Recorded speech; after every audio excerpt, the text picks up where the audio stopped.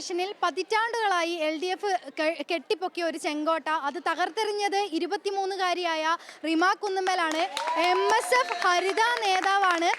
ഈ കോഴിക്കോട് ലോ കോളേജിലെ നിയമ വിദ്യാർത്ഥി കൂടിയാണ് റിമ. അപ്പോൾ എന്ത് തോന്നുന്നു ഈ ഒരു വിജയത്തിൽ?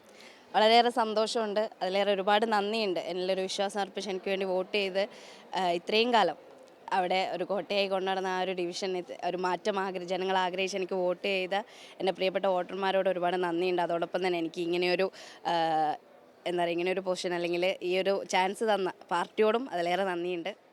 ഈ കൂട്ടുകാരാണെങ്കിൽ ഈ തിരഞ്ഞെടുപ്പ് റിസൾട്ട് അറിഞ്ഞതിന് ശേഷം ആദ്യമായാണ് റിമ കോളേജിലേക്ക് എത്തുന്നത്. അപ്പോൾ ഗംഭീരമായി പടക്കമൊക്കെ പൊട്ടിച്ച് മധുരമൊക്കെ വിതരണം ചെയ്ത പോലെ ഗംഭീരമായ ഒരു സ്വീകരണമാണ് കൂട്ടുകാർ കൊടുത്തത്. ഇവരോട് എന്താ പറയാനുള്ളത്?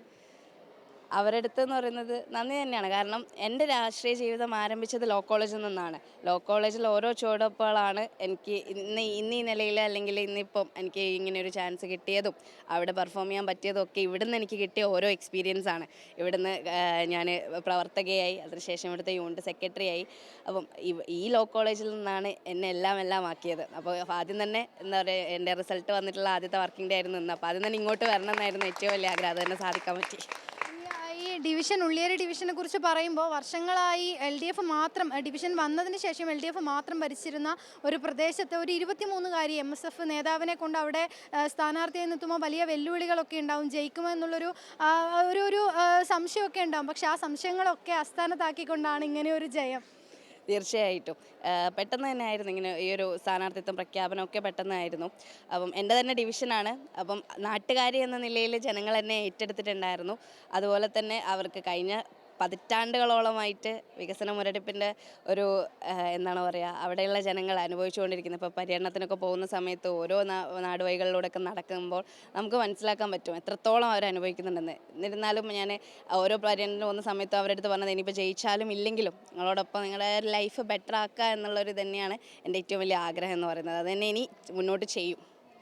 ഈ പറയുന്നത് പോലെ ഈ ഒരു സ്ഥലത്ത് മത്സരിക്കുന്ന സമയത്ത് കൂട്ടുകാരുടെ ഭാഗത്തു നിന്ന് എന്തൊക്കെയായിരുന്നു കാരണം നമ്മളെ ഒരു നേതാവാക്കിയത് കൂട്ടുകാരാണല്ലോ, ഈ കോളേജാണല്ലോ. അപ്പോൾ അവരുടെ ഭാഗത്തു നിന്ന് എങ്ങനെയൊക്കെയായിരുന്നു സപ്പോർട്ട്?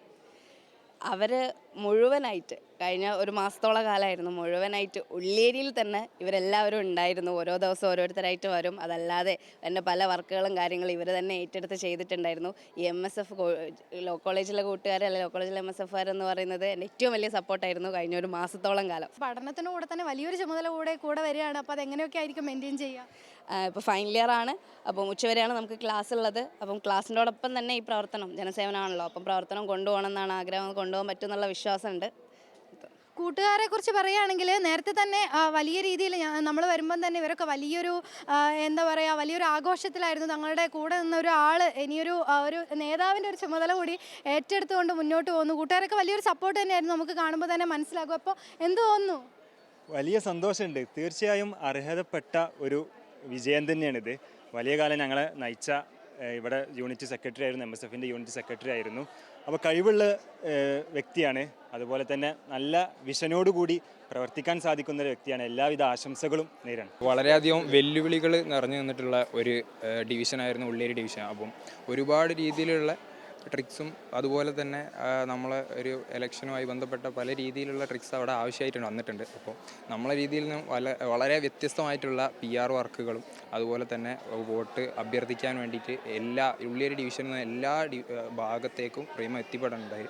അപ്പോൾ ഇത്തരത്തിലുള്ള പുതിയ രീതിയിലുള്ള വർക്കുകളും, കാരണം പിന്നെ ഒരു യുവതലമുറ കടന്നു വരുന്നത് ഉള്ളിയേരിയിലെ ജനങ്ങൾ അത് ഹൃദയം കൊണ്ട് ഏറ്റെടുത്തിട്ടുണ്ട്. വളരെ സന്തോഷമുണ്ട്. ഞങ്ങളുടെ കൂടെ നിന്ന ഞങ്ങളുടെ നേതാവ് ഒരു നാടിനെ നയിക്കാൻ വേണ്ടി ഒരുങ്ങാണ്. അപ്പോൾ അതിൽ ഒത്തിരി സന്തോഷമുണ്ട്. ലോ കോളേജിൻ്റെ ഭാഗത്തു നിന്നുള്ള എല്ലാ പിന്തുണയും റീമൻ്റെ കൂടെ എന്നും ഉണ്ടാവുമെന്ന് മാത്രം പറയാം. നല്ലൊരു നേതാവായി ജനപ്രതിനിധിയായി മുന്നോട്ട് നയിക്കാൻ സാധിക്കട്ടെ. ജയ്സൽ ബാബു പിലാശ്ശേരിക്കൊപ്പം ദൃശ്യ പുതിയ മീഡിയ 1 കോഴിക്കോട്.